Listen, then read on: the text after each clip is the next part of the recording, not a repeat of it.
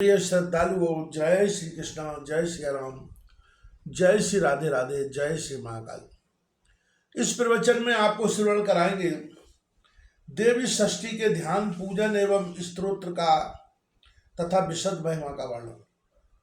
नारद जी ने कहा, प्रभु, भगवती षष्ठी, मंगल चंडिका तथा देवी मनसा, ये देवियां मूल प्रकृति की कला मानी गई हैं। मैं अब इनके प्राकट का प्रसंग तत्परता पूर्वक सुनना चाहता हूँ। भगवान नारायण कहते हैं,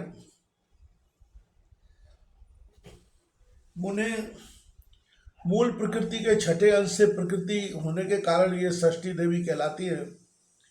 बालकों की ये अधिष्ठात्री देवी हैं। इन्हें विष्णु माया और बालदा भी कहा जाता है। मातृकाओं में देवसेना नाम से ये प्रसिद्ध है। उत्तम व्रत का पालन करने वाली इन शारदीय देवी को स्वामी कार्तिकेय की पत्नी होने का सौभाग्य प्राप्त है। वे प्राणों से भी बढ़कर इनसे प्रेम करते हैं।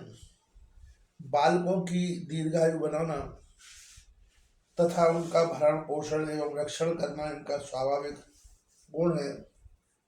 यह सिद्ध योगिनी देवी अपने योग प्रभाव से बच्चों के पास सदा विराजमान रहती है। ब्राह्मण इनकी पूजा विधि के साथ ही यह एक उत्तम इतिहास भी सुनो। पुत्र प्रदान करने वाला यह परम सुखदायी उपाख्यान धर्म देव के मुख से मैंने सुना है। प्रियव्रत नाम के एक राजा हो चुके हैं। उनके पिता का नाम था स्वयंभु मनु। प्रियव्रत योगी राज होने के कारण विवाह करना नहीं चाहते थे।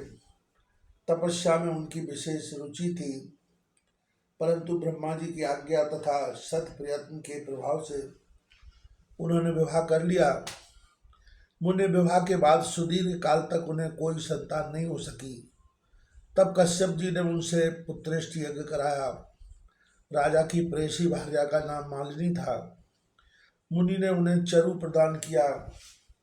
चरु भक्षण करने के पश्चात रानी मालिनी गर्भवती हो गई।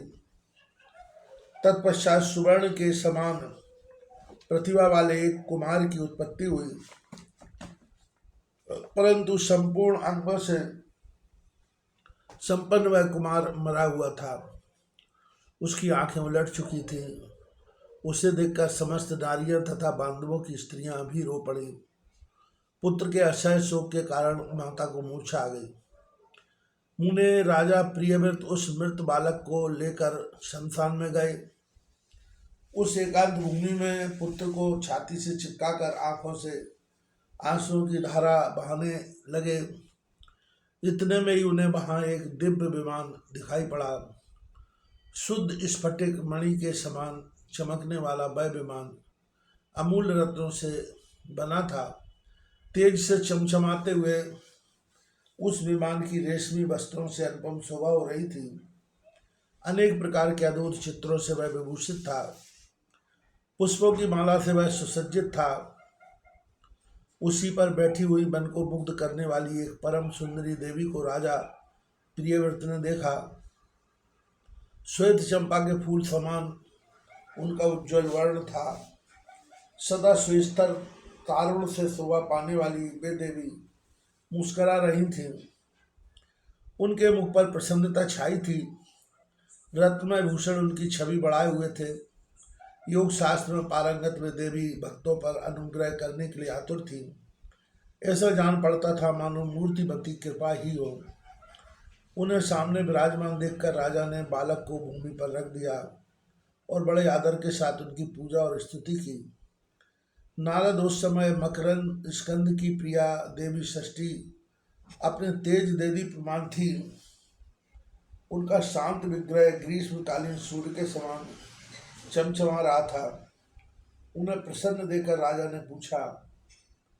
राजा प्रियव्रत ने पूछा, सुघोषणे कांते सुव्रते,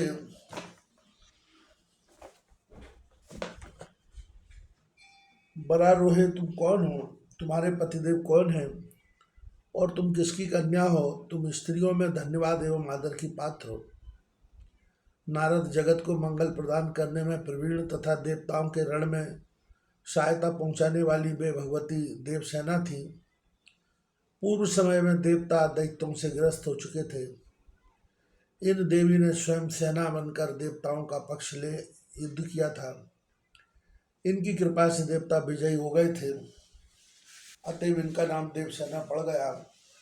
महाराज प्रियव्रत की बात सुनकर ये उनसे कहने लगे।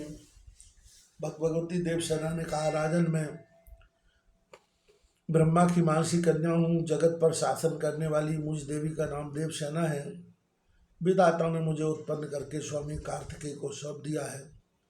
मैं संपूर्ण मातृका में प्रसिद्ध हूँ। इस स्कंद की पतिव्रता भार्या होने का गौरव मुझे प्राप्त है। भगवती मूल प्रकृति के छठे अंश से प्रकट होने के कारण विश्व में देवी षष्ठी नाम से मेरी प्रसिद्धि है। मेरे प्रसाद से पुत्रहीन व्यक्ति स्वयं पुत्र, प्रियाहीन जन, प्रिया, दरिद्री, धन तथा कर्मशील पुरुष कर्मों के उत्तम फल प्राप्त कर लेते हैं। राजन, सुख दुख, भय शोक, हर्ष मंगल, संपत्ति और विपत्ति, ये सब कर्म के अनुसार होते हैं। अपने ही कर्म के प्रभाव से पुरुष अनेक पुत्रों का पिता होता है और कुछ लोग पुत्रहीन भी होते हैं। किसी को मरा हुआ पुत्र होता है, किसी को दीर्घजीवी। यह कर्म का ही फल है। गुणी अंगहीन, अनेक पत्नियों का स्वामी, भार्या रहित, रूपवान, रोगी और धर्मी होने में मुख्य कारण अपना कर्म ही है। कर्म के अनुसार ही व्याधि होती है और पुरुष आरोग्यवान भी हो जाता है। अतएव राजन, कर्म सबसे बलवान है। यह बात श्रुति में कही गई है। मुने इस प्रकार कहकर देवी षष्ठी ने उस बालक को उठा लिया और अपने महान ज्ञान के प्रभाव से खेल खेल में ही उसे पुनः जीवित कर दिया। अब राजा ने देखा तो सुवर्ण के समान प्रतिभा वाला वह बालक हंस रहा था। अभी महाराज प्रियव्रत उस बालक की ओर देख ही रहे थे कि देवी देवसेना उनसे अनुमति ले चलने को तैयार हो गई। ब्रह्मन उस समय देवी ने राजा से कर्म निर्मित वेदोक्त वचन कहा। देवी ने कहा, तुम स्वयंभुव मनु के पुत्र हो। त्रिलोकी में तुम्हारा शासन चलता है। तुम सर्वत्र मेरी पूजा कराओ और स्वयं भी करो।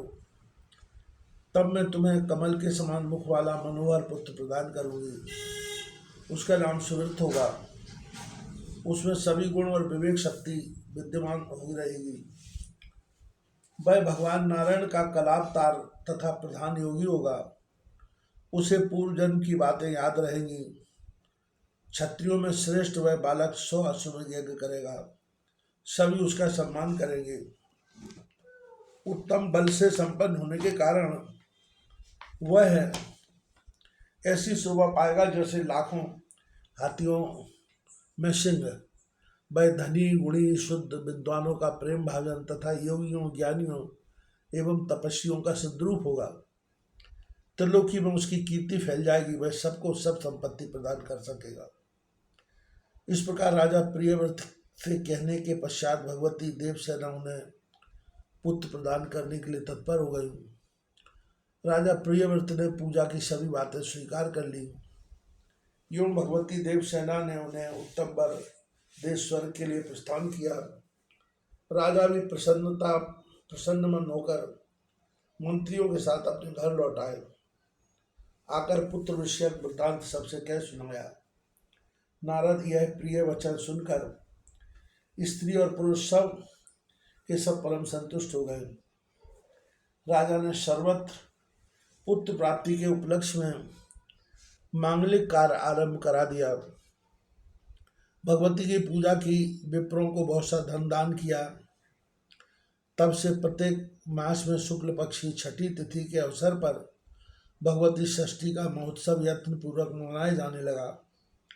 बालकों के प्रसव गृह में छठे दिन, 21वें दिन तथा अन्नप्राशन के शुभ समय पर यत्न पूर्वक देवी की पूजा होने लगी।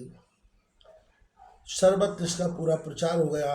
स्वयं राजा प्रियव्रत भी पूजा करते थे। सुबह तब भगवती देवसेना का ध्यान पूजन स्तोत्र कहता हूँ, सुनो। यह प्रसंग कौथुम शाखा में वर्णित है। धर्मदेव के मुख से सुनने का मुझे अवसर मिला था। मुने शालग्राम की प्रतिमा कलश अथवा बट के मूल भाग में या दीवार पर उत्तलिका बनाकर प्रकृति के छठे अंश से प्रकट होने वाली शुद्ध स्वरूपणी इन भगवती को इस प्रकार पूजा करनी चाहिए। विद्वान पुरुष इनका इस प्रकार ध्यान करें। सुंदर पुत्र, कल्याण तथा दवा प्रदान करने वाली ये देवी जगत की माता है। श्वेत चंपक के समान इनका वर्ण है। रत्नमय भूषणों से अलंकृत है।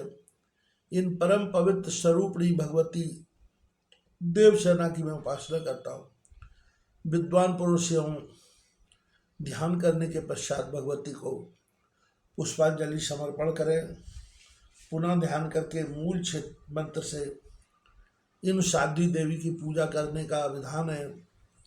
पाद अर्ध आचमनीय गंध दीप पुष्प विविध प्रकार के नैवेद्य तथा सुंदर फल द्वारा भगवती की पूजा करनी चाहिए।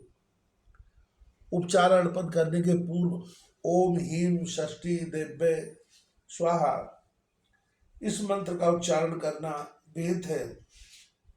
पूजक पुरुषों को चाहिए कि यथाशक्ति इस अष्टाक्षर महामंत्र का जप भी करें। तदनंतर मन को शांत करके भक्ति पूर्वक स्तुति करने के पश्चात देवी को प्रणाम करें। फल प्रदान करने वाला यह उत्तम स्तोत्र सामवेद में वर्णित है। जो पुरुष देवी के उपयुक्त अष्टाक्षर महामंत्र का 1 लाख जप करता है उसे अवश्य उत्तम पुत्र की प्राप्ति होती है, ऐसा ब्रह्मा जी ने कहा है। मुनिवर, आप संपूर्ण शुभ कामनाओं को प्रदान करने वाला स्तोत्र सुनो। नारद सबका मनोरथ पूर्ण करने वाला यह स्तोत्र वेदों में गोप है। देवों को नमस्कार है, महादेवी को नमस्कार है, शांत स्वरूपणी भगवती सिद्धा को नमस्कार है। शुभा देवसेना एवं भगवती षष्ठी को बार बार नमस्कार है। बलदा पुत्रदा धनदा सुखदा एवं मोक्षप्रदा भगवती षष्ठी को बार बार नमस्कार है। मूल प्रकृति के छठे अंश से प्रकट होने वाली सिद्ध स्वरूपणी भगवती षष्ठी को नमस्कार है। माया से योगिनी शार शारदा और परादेवी नाम से शोभा पाने वाली भगवती षष्ठी को बार बार नमस्कार है। बालकों की अधिष्ठात्री, कल्याण प्रदान करने वाली, कल्याण स्वरूपणी एवं कर्मों के फल प्रदान करने वाली देवी षष्ठी को बार बार नमस्कार है। अपने भक्तों को प्रत्यक्ष दर्शन देने वाली तथा सबके लिए संपूर्ण कार्यों में पूजा प्राप्त करने की अधिकारिणी स्वामी कार्तिकेय की प्राण प्रिया देवी षष्ठी को बार बार नमस्कार है। मनुष्य जिनकी सदा वंदना करते हैं तथा देवताओं की रक्षा में जो तत्पर रहती है उन शुद्ध सत्व स्वरूपा देवी षष्ठी को बार बार नमस्कार है। हिंसा और क्रोध से रहित भगवती षष्ठी को बार बार नमस्कार है। सुरेश्वरी, तुम मुझे धन दो, प्रिया पत्नी दो और पुत्र देने की कृपा करो। महेश्वरी, तुम मुझे सम्मान दो, विजय दो और मेरे शत्रुओं का संहार कर डालो। धन और यश प्रदान करने वाली भगवती षष्ठी को बार बार नमस्कार है। सुपूजते, तुम भूमि और प्रजा दो, विद्या दो तथा कल्याण एवं जय प्रदान करो। तुम षष्ठी देवी को बार बार नमस्कार है।